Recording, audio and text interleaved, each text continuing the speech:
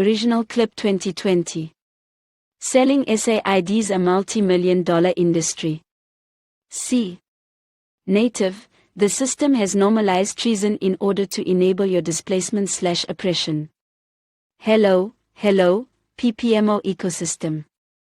Native assess critically a political party that has accepted slates and buying of votes as normal. Goes out every voting period and issues IDs to foreigners in the hope they will vote for them. This is all corruption/treason made a norm. Native now think of the impact of this behavior on our country's infrastructure. This is a simple concept to understand.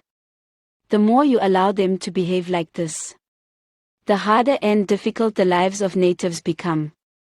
This is no longer theory. We've had 28 years to see the results. Remember Naledi Pandor? When farm workers went on strike, instead of dealing with our people's wage dispute, they simply gave foreigners IDs and allocated them RDP housing. What a shame. Look at who is working in your economy while you starve. They say policemen and soldiers have a strong composition of foreigners. Look at state positions/jobs held by foreigners.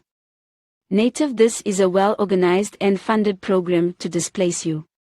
The enablers of this treason and displacement is politicians, officials and business. Until we charge, arrest and jail key players, this will continue because it's an industry worth billions that comes at a great price to natives.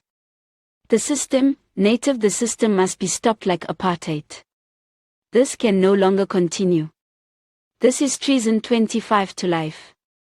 Only then will things change. Too much easy money for selling the country. SSA investigate. I know most of you see this, but if not now, you will soon. Thandi here. Awesome, have a great one.